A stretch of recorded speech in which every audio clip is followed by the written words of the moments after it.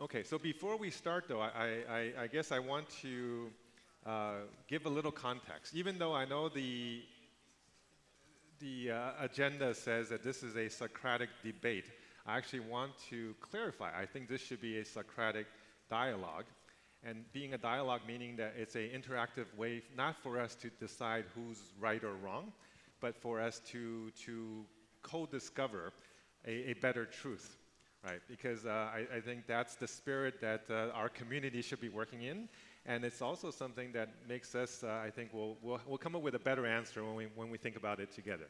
Right? And I think it's key that we maintain the idea of mutual respect and mutual understanding, and to maintain curiosity, a constructive nature in terms of how we dialogue, as well as having collaborative insights that we can come up with together. So I think just to kind of put that as the opening thought, so that we're not getting overly combative. Right? Well, but we still might. Why are you looking at me, We still Alvin? might. yeah, yeah. But Alvin, I think you moved straight to the collaborative without mentioning the fact that we are actually coming from two very different camps here. Oh, yes. And that's kind of where we're all here. There's There's the right camp and the Yeah, wrong so, camp. so we have the site of the light, the site of truth and justice. and the then, force. and Wow. Wow. and then we have the side who is a little bit more pessimistic about the future. Or shall we say humanist and connect that. Or Relational. realistic. Or maybe ostrich with Wait, head in the are we sand. diving into the competitive side too much now? Yeah, sorry. We instantly veered away from the collaboration. Apologies. That's right. So let's move back to the middle here. So I guess before we start, let's just have a quick 1-minute intro from everybody so that we can set a base. So maybe Kent, you can start us off. So I'm Kent Bai, I do the Voices of VR podcast, and I've been covering the XR industry for 11 years, and I've also done about 122 interviews with AI researchers in 2016, 2018. And so, yeah, I guess in terms of the opening statement, I don't believe that AI is going to be the savior, that is going to be the thing that is going to make XR the thing that is everybody wants to use. I think there's a lot of unethical aspects of AI in terms of the data colonization, the impacts, the harms of AI, that feels like when I come to an event like this that everybody is kind of bypassing and overlooking some of the limitations, constraints of the AI technologies.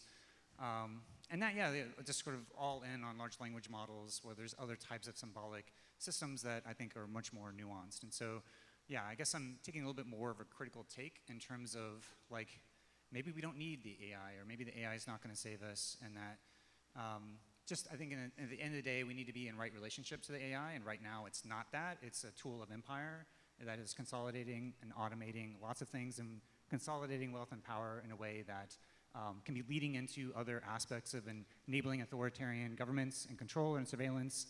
That seems to be a part of the discussion that doesn't seem to happen too much in contexts like this, but I just want to enter in that AI could be a tool for fascism, and that we need to also be aware of what's being automated and who benefits.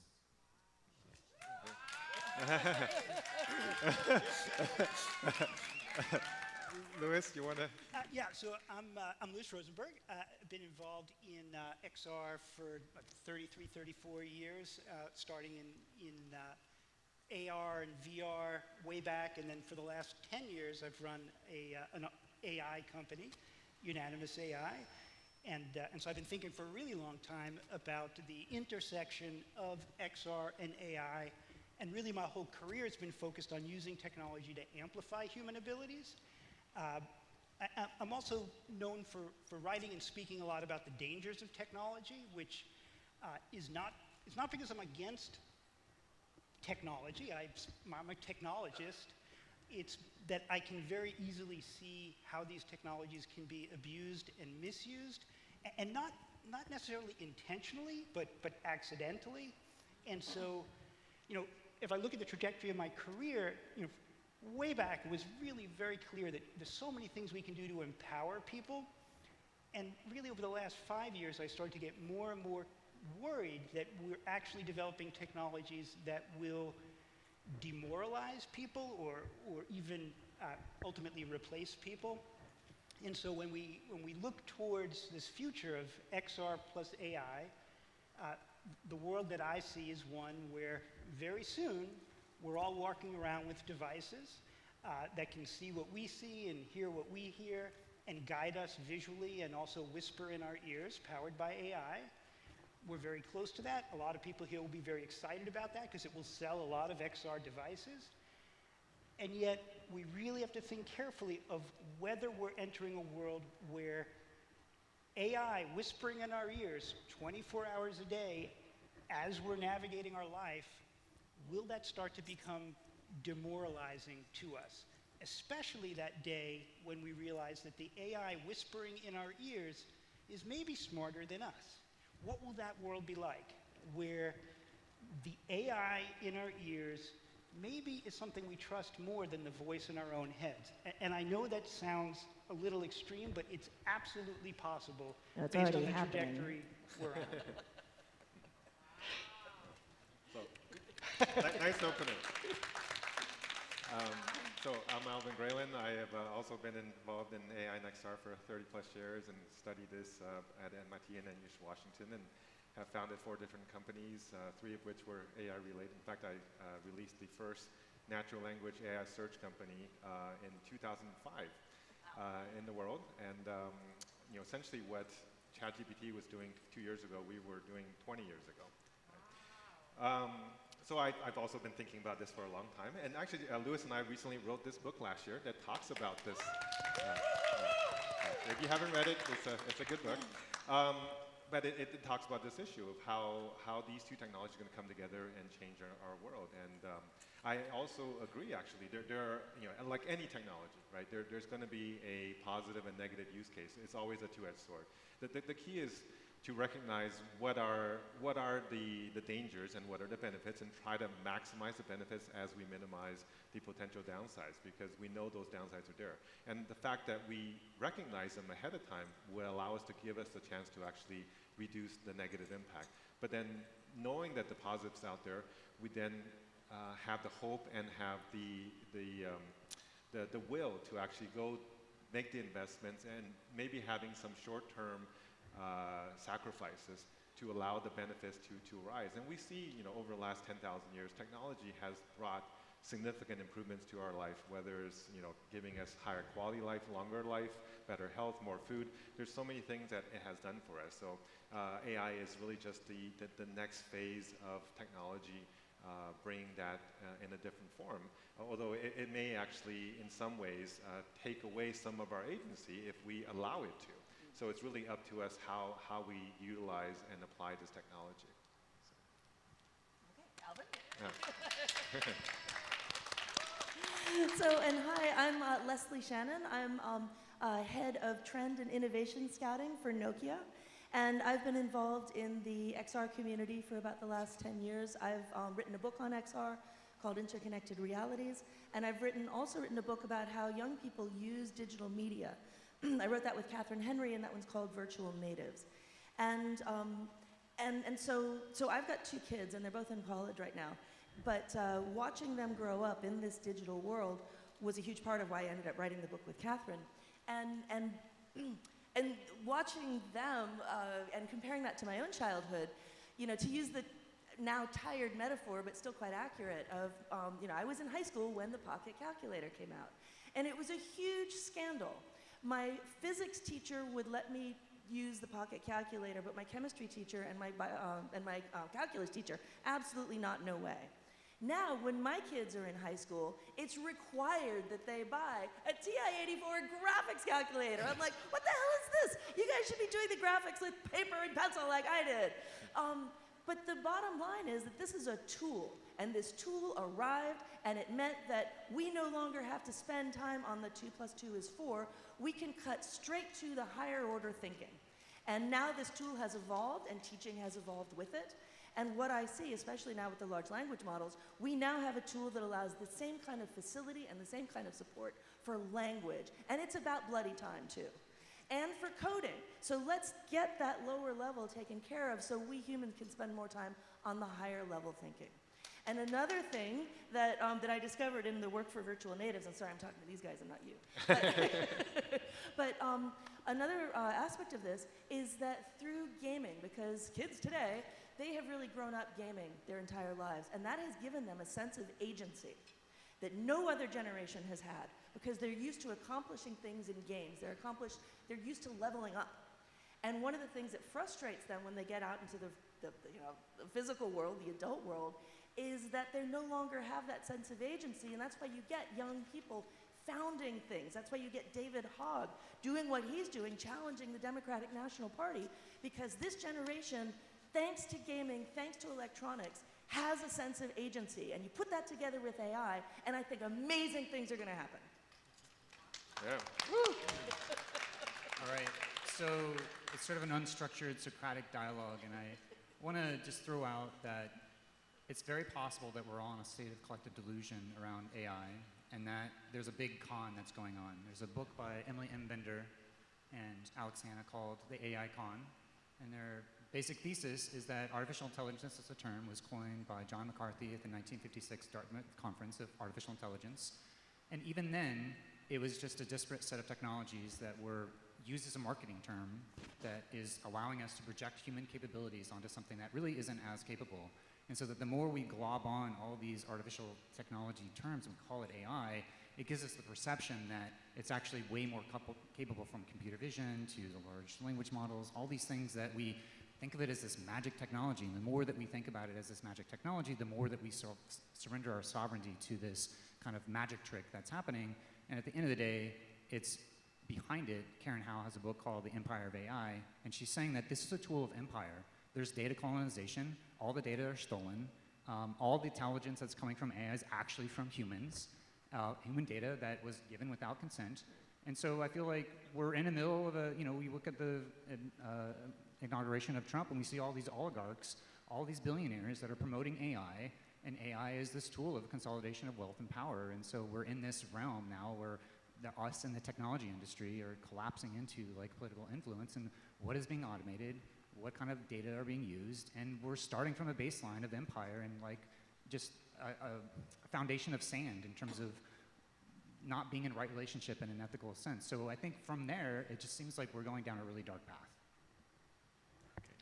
Did you want to respond? Or Yeah, so one of the, when I look at the concept and the topic of AI versus human creativity, one of the things, and you're exactly right. I mean, I don't think there's any argument against what you're saying, but I think to make that the whole picture is reductionist, and it has the risk of throwing out the baby with the bathwater. Because, for me, the issue with having trained everything on data that already exists in the internet is that it's all trained on yesterday's data. And you are not going to get anything original or new out of these large language models. It's going to be yesterday necessarily. And so if you want to be human and creative and create something brand new, that does have to come from you. And I do, one of the points that she makes that resonates with me most strongly is that the voices of non-represented people are not in that data. And so one of the greatest works that we can do is actually bring those voices in now, so that becomes part of what we build on. But it's all the more challenge for us to like create new things that will make this actually even better. So I'm gonna agree with both of you, but also disagree. Yeah, I think you would wrap it around top. There you go. Yeah. So I'm going to agree with both of you, but also disagree in that I feel like we are in a state of delusion, but I would say we're also simultaneously in a state of denial, because we're in denial about really how powerful these systems actually are and will get, and we all kind of go through those states of denial a bit, but for people who are working regularly with these systems, in really trying to extract the most you can out of them, you're amazed every day, and then you realize, we all have this natural tendency to be in denial. And so I'm torn on this issue because I know that these systems are drawing upon human content. And they're drawing on human content from the past, although they're much, much better at grabbing real-time information. And yet every single day I'm surprised at what it's able to do with that.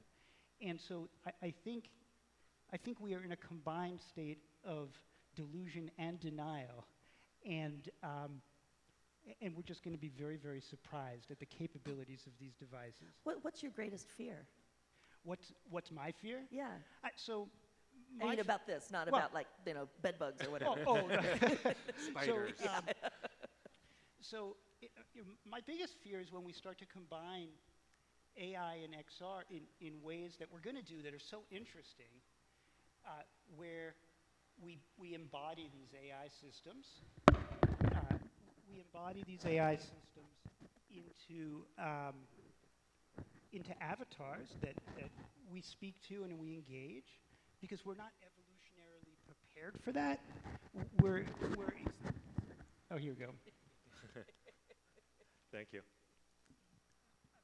So we're not evolutionarily prepared to speak to an AI agent that looks human, that's being controlled by an AI, because millions of years of evolution have given us reactions where the facial expressions and the vocal inflections and an earnest nod as you're talking to someone, we believe we can infer their motives. We believe we can infer their inner feelings. Like, that's what we're designed to do. We are so good at interacting with another person and inferring so much from how they act. And now we're going to be entering a world where we're going to be interacting with AI agents that look human, that smile at us just like humans, that have vocal inflections just like humans, that nod along with us speaking just like humans. And it's going to undermine all of our evolutionary protections, all the things that we have where we can tell, is somebody being earnest or somebody trying to deceive me?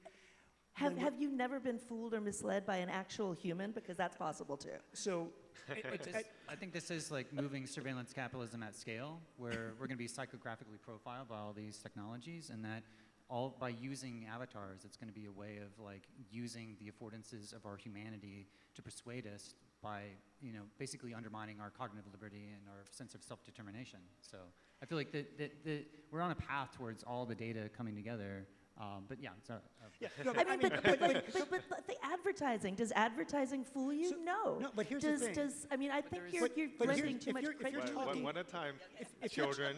if you're talking to an AI agent that looks photorealistic, powered by AI, all of the world's knowledge at its fingertips, it will be able to read you with superhuman capabilities. It will read your expressions, it will read your micro-expressions, it will read really, really subtle changes in facial complexion. Like we can read when somebody blushes. It will be able to read something that we wouldn't have. So we can read you with superhuman capabilities. Your brain thinks that you can read it, but it's just a facade. Like, we are going to be But what's your fear here? What does this lead to? My what's fear is the that fear? we're developing the ultimate tool of persuasion. We're creating a tool that could be controlled by any outside entity, whether it's large corporations or state actors or anybody. But we're developing a tool that can be deployed at scale, can interact with us on a one-on-one basis, can have knowledge about us when it engages us, read us with superhuman abilities. We can't read it, but we think we can. That puts us at a really big power disadvantage. Actually, I agree. I agree with almost everything, or I think actually everything that Lewis is saying in terms of what the technology is capable of. And I think that the issue is, because it's capable of that, we have a responsibility as a society to actually have regulators, have government step in, so that we can have it not be misused. Because the temptation to misuse it the way that you are saying is absolutely there. And we are already seeing it as, what Kent was saying in terms of the empire of AI. There are definitely a few companies that want to be emperors, or people that want to be emperors. And it's a very dangerous place, because right now they are going to be given superpowers that they will probably misuse, because they already are starting to do that. Right. So I don't think we disagree on that. I think that the key is, what do we do about it? Now we realize the risk is there. So how can we influence the government so that we can both have a cake and eat it too? Right. That's really the question I think we want to answer.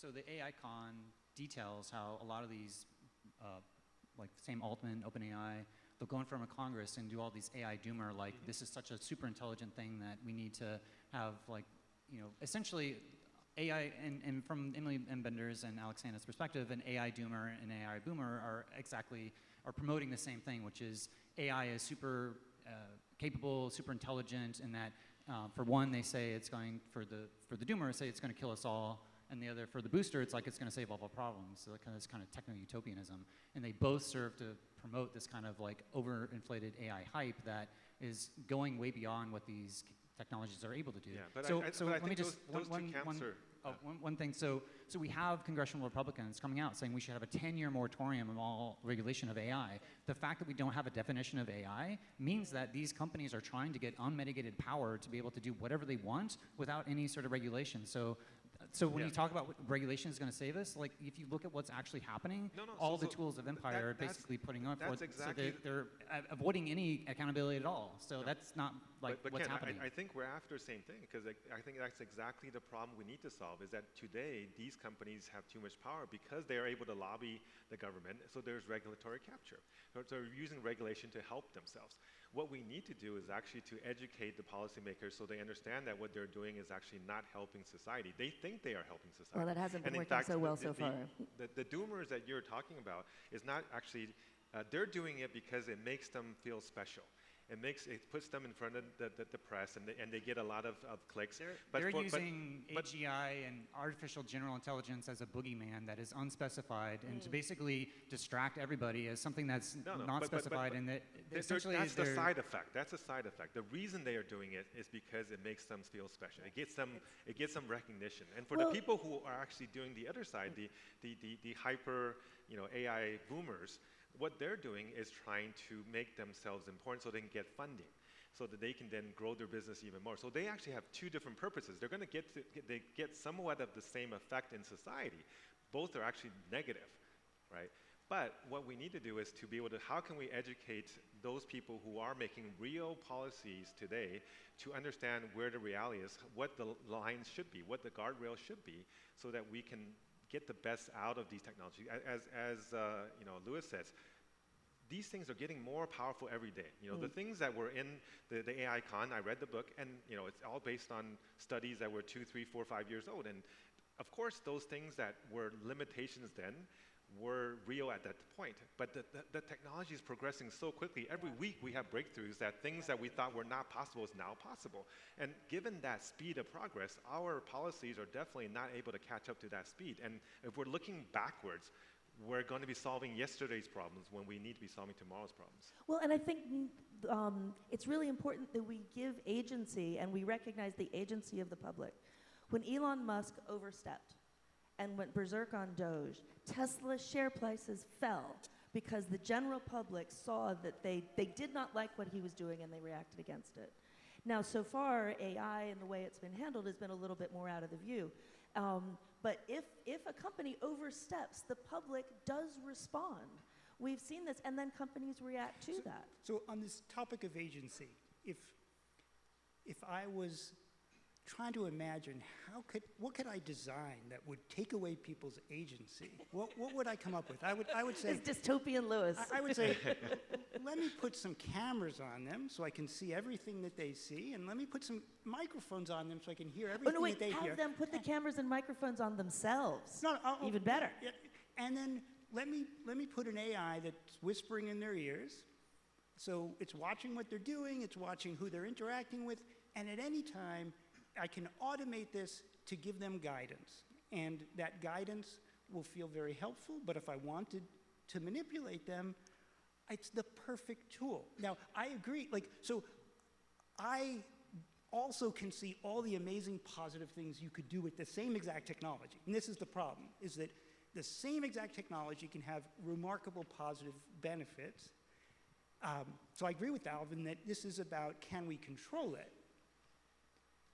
It's just very difficult to see a clear pathway to controlling it unless the public is aware of the potential. Are you saying, Lewis, are you saying controlling the technology or controlling the people managing the technology? Well, look, it's controlling the people, but ultimately it's controlling the infrastructure that we've built. Like, we're building this infrastructure that is going to allow this super personalized AI that basically is riding on your shoulder, going through life with you. And it can be a superpower, but unless we educate the public that this same exact infrastructure could be the most insidious tool of persuasion and manipulation and influence that humanity's ever created, we won't get the pushback. Because, and I agree with you, the public has to demand that these things are safe. It's not going to come from the top down. It's going to come from the bottom up. But Louis, everything you say about manipulation and persuasion is also true of TikTok.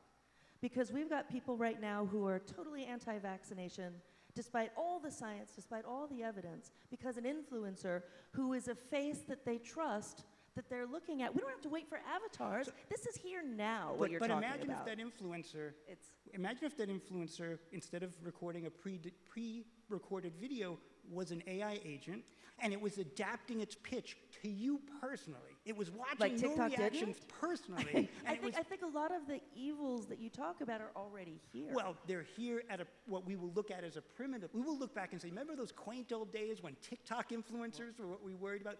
We will have AI influencers that will optimize their persuasion for Go you. ahead, Ken. Okay, You can say let's go something. back to 1989 when the internet was first starting, and then we look at all the benefits of the internet, but all the downsides, right? We're sort of at a similar point now where, like, as we put all these technologies out, there's no checks and balances for any of this stuff in terms of how to ensure that it's not going to totally destroy democracy in our society.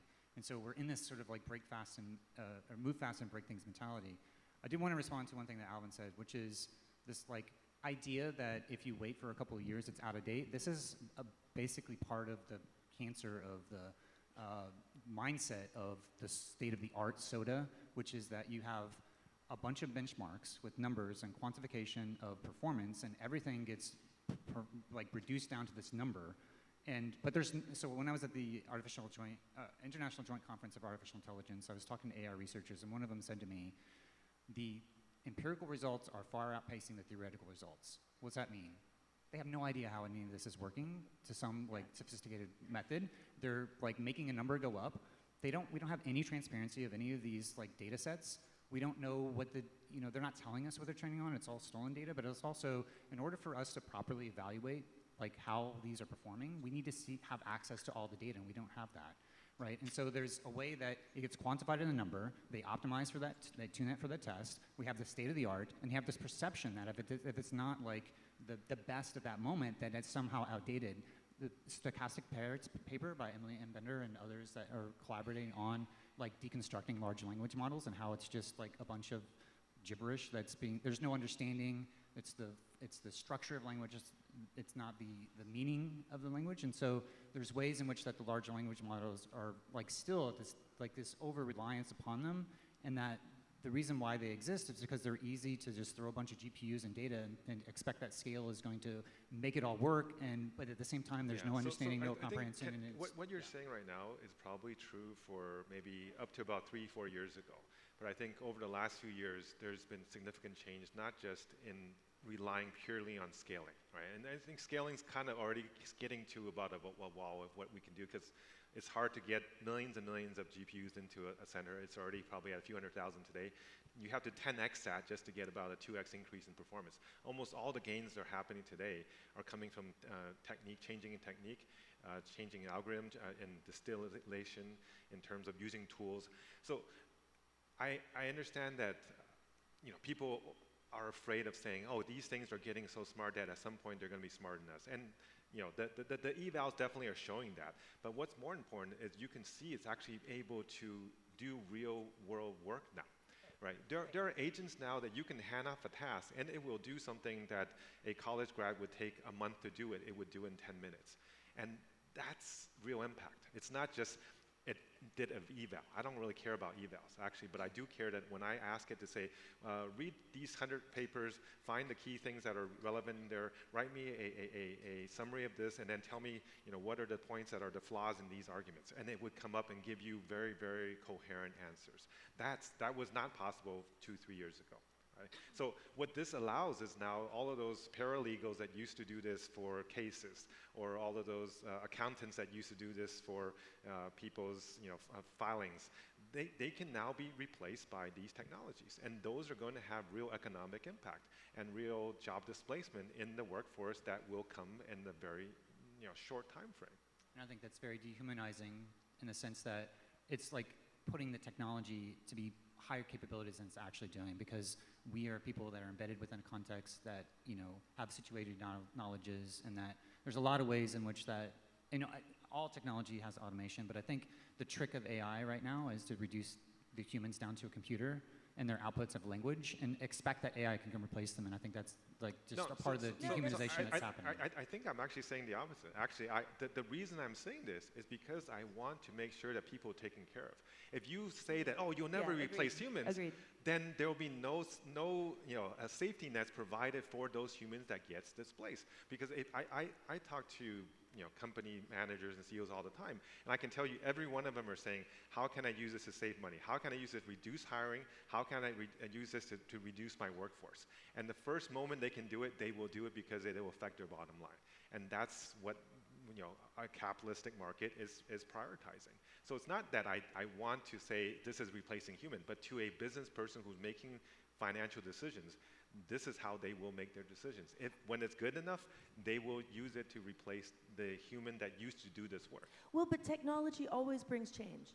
And change always means that jobs change, and the tasks that need to be done change.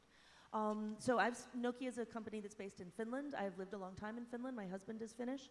And Finland, it was a poor little peasant country that was colonized by the Swedish for 500 years and the Russians for another 100 years.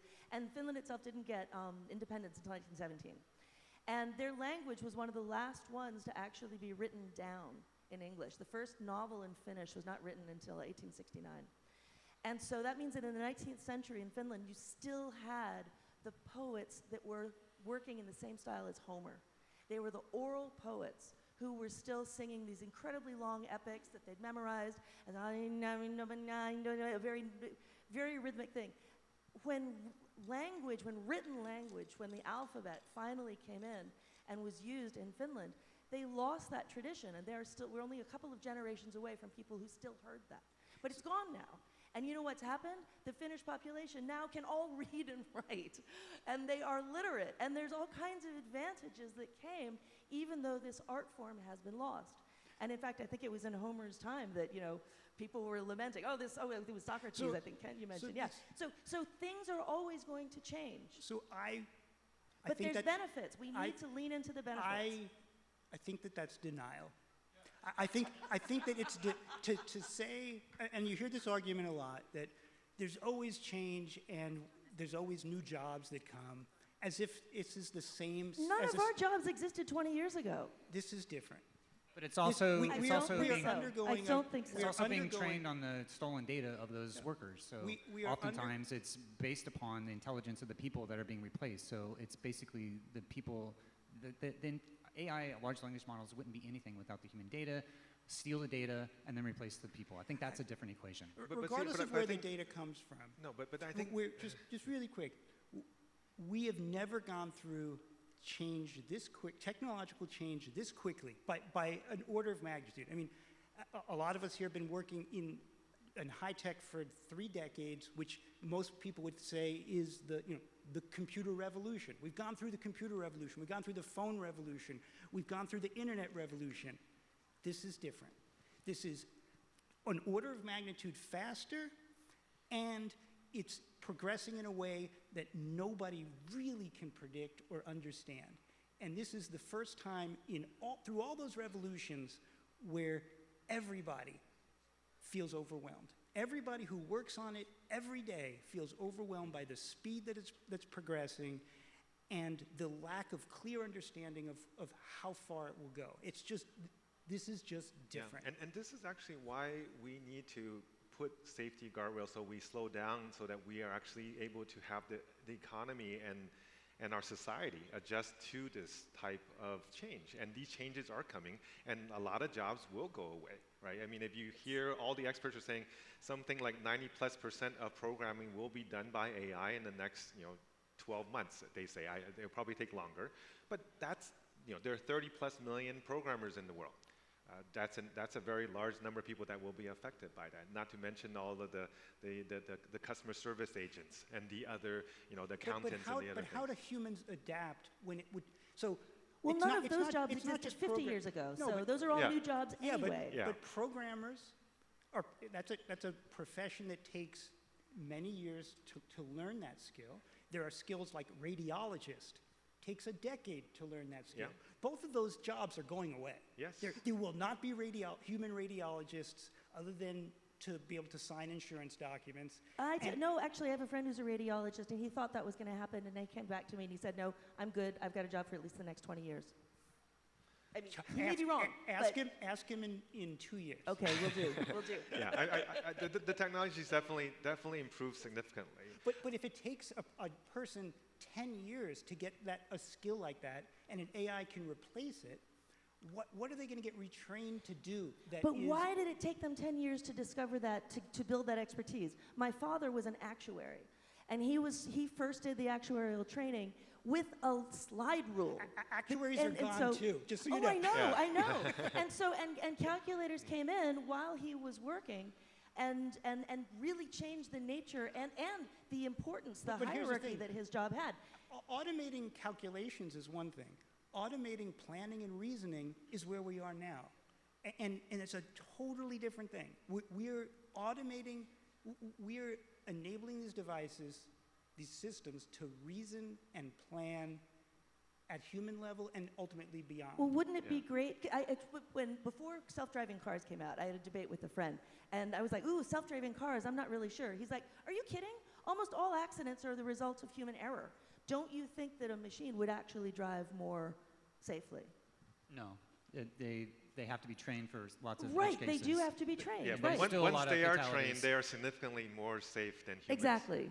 Exactly. Yeah. Well, we're coming at. I think we should maybe do some final statements and then maybe open it to some questions. Actually, I do want to make another point, though. I feel like right now we're still arguing over how we are viewing the world today because we're so afraid of losing our jobs. I think we actually should be flipping this around to say, what happens? Let's just say these things come, and now I don't have to work, and now the government's actually come in and given everybody universal basic infrastructure, income, schooling, housing, all these things.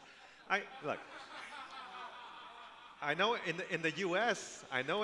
That sounds absurd, but in parts of Europe and other parts of the world, that actually is something that already exists. Okay, so the thing to remember is if we don't do this, if we don't have a proper infrastructure safety net for our population, the U.S. will actually be the worst off. Even though right now it is the most advanced country in the world in AI, it will be the worst once it deploys and it's not able to adapt to the changes that will come and the chaos that could ensue if we don't have these safety nets.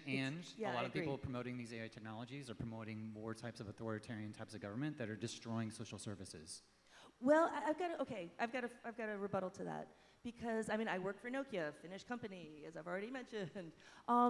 Within Nokia, we have made a pact with the employees to never fire anybody and replace them with AI. And because we have made that pact, in fact, we encourage our employees to discover how they can use AI to do their jobs better and faster so they can actually do more with less time and have it be the people whose jobs it is doing that discovery. That gives them ownership, they lean into it, and they are, from the inside, working on how to make us a better company who can serve our customers better using the tools that AI bring to us. But just think now, about how we will probably hire fewer people in the future. But just think about how unprecedented that is. This is a technology where the company has to promise, don't worry, you're not going to get replaced by this thing that we know is going to replace you. Like that's really what they're saying. Well, right. But it's But no, here, it's gonna replace the future jobs, not the current jobs. They just want you to not get too upset too early. yeah. No, at the end of the day, it will replace all of us, period. No, actually, but I don't think that's a bad thing. Wait, hold on a second. But I don't think that's a bad thing, because what it will allow us to do, is to actually be liberated to have time to do the things that we really want to do.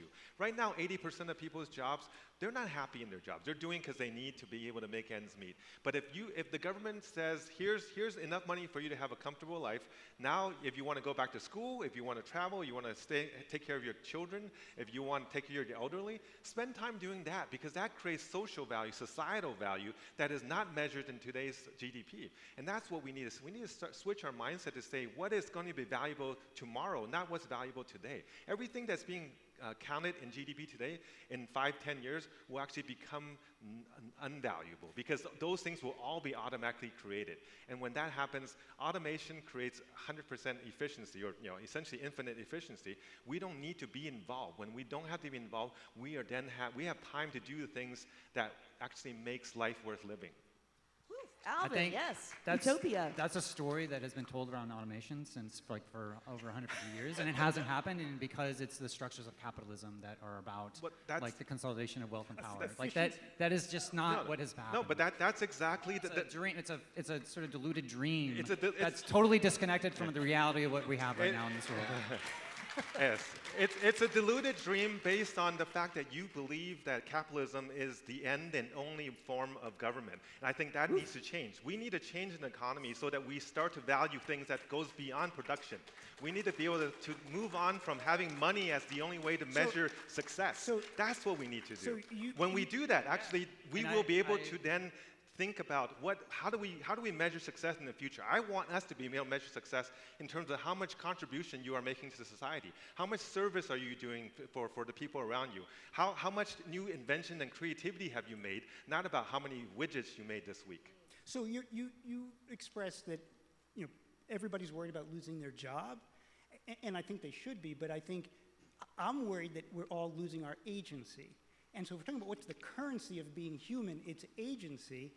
And we are all very eager to put these devices on our heads and over our eyes and in our ears. And again, amazing things we can do with it.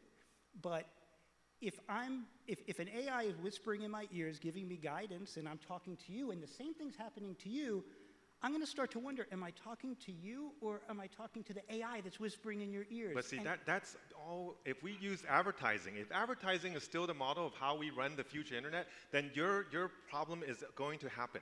So we have to move away from advertising, because advertising means somebody else is controlling what's coming to you. Instead of using the word advertising, which is really about products, let's just talk about influence. Yes. Right? If the currency is influence, whether that influence is political influence, from a state actor, or economic influence from a business, we could not have, we've built this world where the economic metric is influence, regardless of the monetary model below it. And an AI is the ultimate form of influence for a human. Like an AI that can adapt to you in real time. Okay, Louis, I think Ken wants to do one quick statement each, and then we'll go. We've got 7 minutes. We should probably each make our final statement and wrap up here. Yeah, why don't you start us off? So Alvin, I actually agree with you, and I do believe that in order to get to the vision that you have, we have to have a philosophical paradigm shift away from reductive materialism into more process relational thinking.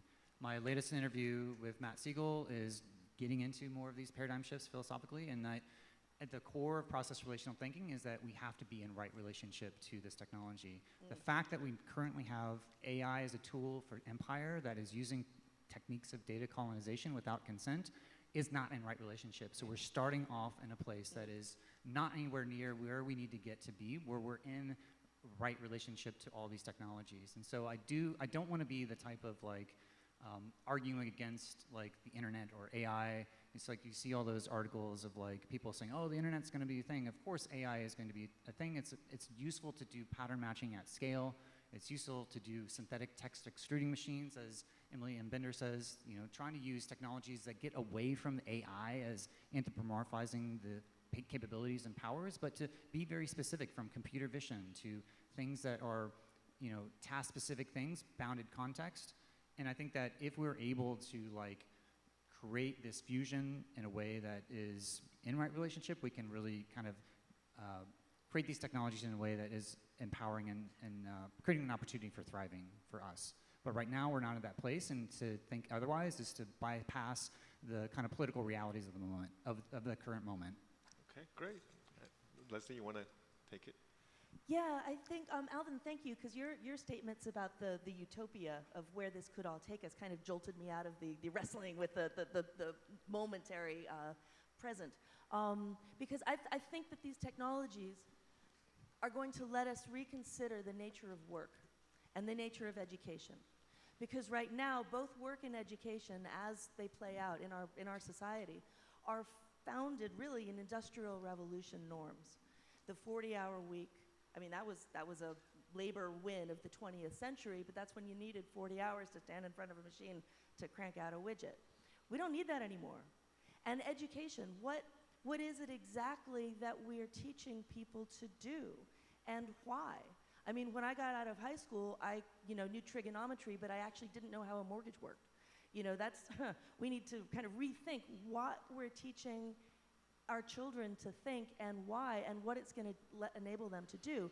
And I think these are going to be the tools, and the AR part of it and the XR part of it is how we're actually going to be able to live our best lives in a way that is not bound by the 40-hour week or the perhaps 12 years, 16 years of schooling, but something that does actually help us reassess our humanity and take a more profound place in the universe. So I'm a technologist. I believe in the power of these technologies to do amazing things. I do believe that XR and AI together can amplify human abilities, can make us, can give us superpowers, can allow us to make better decisions, and can allow us to do and experience things we could never have done before. The dangerous line is where we allow ourselves to lose agency, where the AI in the system becomes the thing that's controlling us. And it's a fine line, and it's going to require social changes of how we think about the world, and it's going to require that the public actually is aware and demands that these systems are there to serve us, not us to serve them. And right now we're in this point where it's not clear which way it's going to go. And one of the reasons we do things like this and write books like this is to get people thinking about AI as being different than every technology that came before. And not because we're not debating whether the AI becomes sentient and this like that. It's really about the AI, regardless of who's controlling the AI and how it's working, it is a technology that can adapt itself to optimize its ability to interact with us. And that could be done to optimize our ability to learn stuff, and it could optimize, or it could be used to optimize its ability to control us. And as long as the public understands that and really pushes back and says, we want to make sure these tools are there to serve us, we can go in the right direction. Yeah. So, I mean, clearly everybody has very strong feelings. And I guess I want to kind of summarize this with a sentence from E.O. Wilson. He said, we have Paleolithic brains, we have, feudalistic institutions, but we are now creating godlike technologies. And that's very, very relevant particularly to AI and XR and these things that, would seem like godlike technologies to people just 100 years ago. And the problem is that our institutions are still designed for that world, that last century, last few centuries. And in fact, our mindsets are something that has been created over the last 10,000 years. After the agricultural revolution, we started to go from a world of relative abundance, because we only had about 5 million humans on this planet, to now about 8 billion people over 10,000 years. And because of that, we forced ourselves into a world of scarcity, and our mindset had adapted to it, and our society and our institutions have adapted to it. So we want to hoard, and we want to grab money and resource and power, because that's what made us successful in this new world.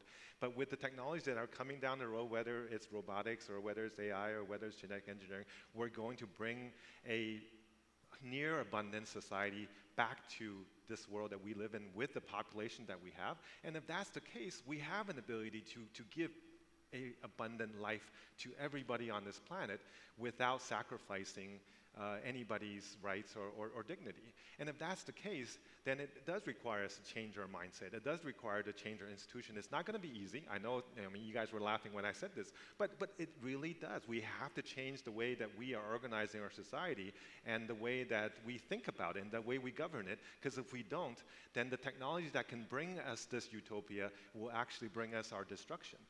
Right? So I think maybe you have quite enough time for one question. So, well, I guess right here. Go ahead. Well, I just want to say, I think this is probably one of the best panels I've heard of so far. I mean, would you guys agree? Oh my gosh, wasn't this amazing? I really enjoyed all of your takes on all of this. It was just such great food for thought. And you all are right. And through teaching artificial intelligence at colleges and then writing my AI literacy handbook, there was something that I noticed that wasn't mentioned. How brilliant human minds are. Yes, yes. The human mind has 3.6 times 10 to the 14th dendrites in it. One dendrite carries as much information as the entire World Wide Web. It has the ability to reshape itself and gather information. When we were talking about and listening to the artificial intelligence discussion, there's a solution that I think may work. Training individuals on vetting the information that comes from artificial intelligence. If we can train the human brain to not only look at artificial intelligence and discern if it's real or not, we may be able to understand how to train individuals to think faster than it. Tell us your thoughts on that. Yeah, well, I think we're out of time. I don't know. We've just been given the axe. So we can talk more afterwards. But thank you all for coming. Oh, one note before I finish is that the Virtual World Society is having their online auction. It ends at 5 p.m. today. So please log on and bid on something. So thank you for coming. Thank you. Thanks, everybody.